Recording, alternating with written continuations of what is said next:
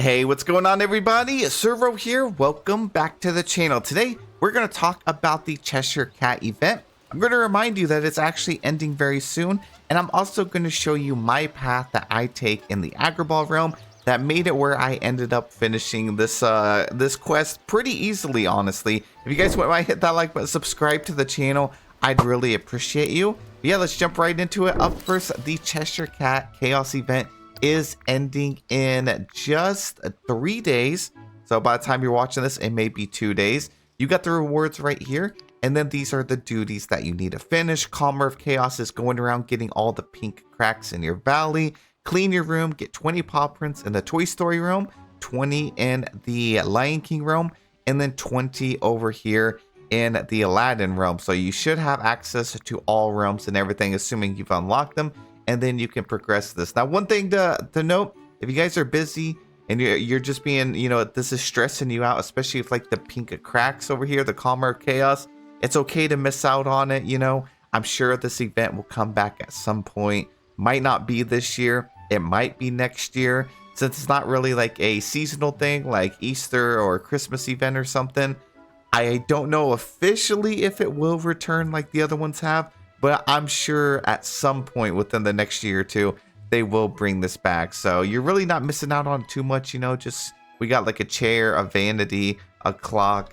But if you do want to make sure that you get it finished, then I hope this video helps you. So let's go head over to the Agribah realm because I've seen a lot of people really confused and struggling with this one. So here's the path that I would take, and I'll try to not go so fast.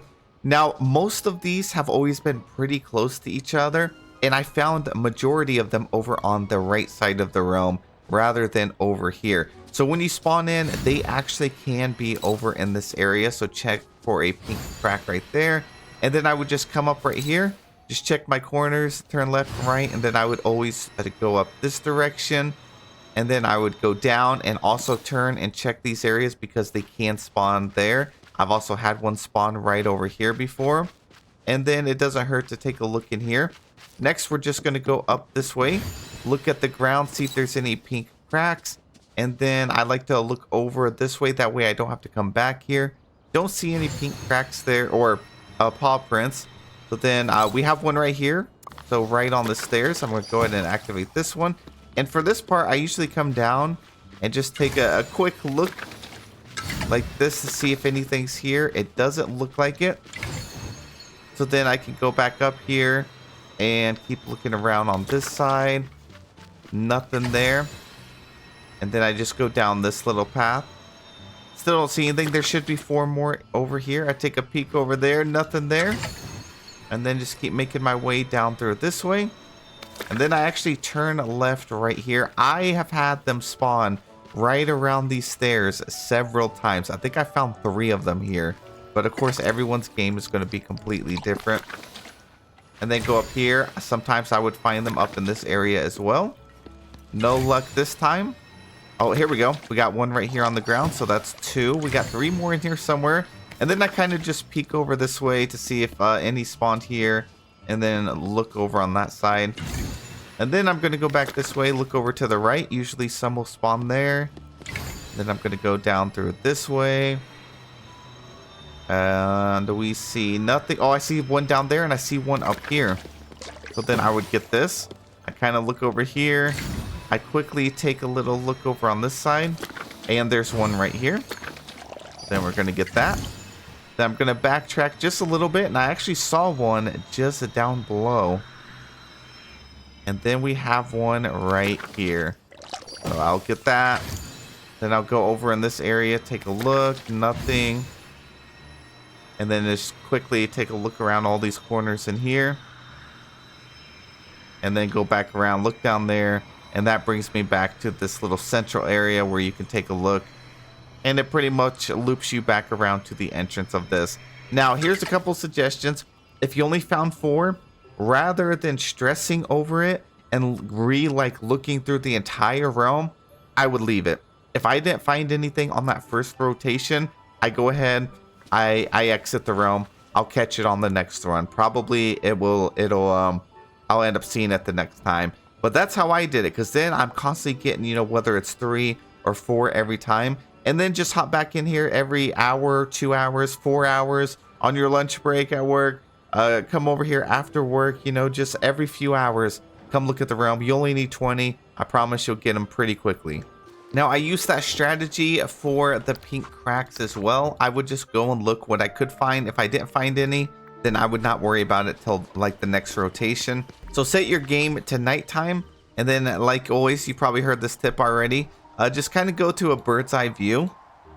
And I would initially scan through all of my biomes like this until I found them. Remember, they will not spawn on paths. So if you have paths, then you just have to kind of check around the corners. I see we have one right here. At nighttime, they glow very bright. Like that one was so obvious. If you feel like you're not seeing one, like it's not super obvious, then chances are it could be in a bugged location or it could be underneath a tree. So after you scanning all the biomes, then you would probably need to go and kind of pan around like this and see if you find it in like under any of the trees or like really hidden in small little areas. But yeah, if you kind of just pan around like this, you should find them. I know some of them have spawned in like really bad, like glitched locations. That has happened to me too. And I've also had them spawn behind like trees, furniture. Like here is a regular dig spot. So they could spawn in that little area. So I would just have to kind of slowly pan around. Remember, you don't want to drive yourself crazy when it comes to this. So just do your initial looking at it. And then if you find nothing, then come back like an hour or so and then try it on the next one. You may end up coming across it again whenever you do your second rotation. I actually have one right here. Look at this. Right here. Of all places for this thing to spawn, if I was just running around in my valley, chances are I probably would not have seen that. I mean, it's impossible to see unless I'm up like this. So I have one in the Forgot Lands. I have one right here. Let's see if we can find one over here in the meadow at all. I also had one that spawned like way here, like right in here one time, and half of the crack was underneath this part of the house that's like elevated. You know how it like rounds up the ground? And so that one was really tricky to find too. So the purple cracks event is no joke with the difficulty and being able to spot these. I wonder if they'll rethink how they do these things in the future. They might make them easier. I think they were trying to get away from like everyone using the ancient vacuums to collect the event stuff.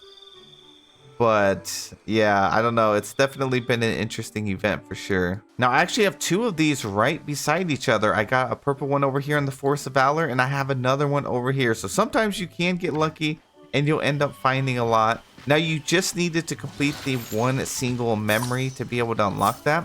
And then after you unlock those items, you can actually go to Scrooge's shop and purchase more of them. Let's go check out the prices of them. All right, so the grandfather clock, this one is the rabbit grandfather clock. This is from the More Than a Mirage quest, the one from the Aladdin realm or the Agribah realm. I'm going to buy a couple. I'm going to showcase all these items just in case you can see if it actually truly is worth it. We got the rabbit vanity, they're 1,320, so pretty cheap. Then we have the twisting rabbit mirror. It is 4,000. I'll buy a couple of those. And then we also have this chair, which is just 1,200. It's the rabbit rocking chair. I'll buy a couple of those as well.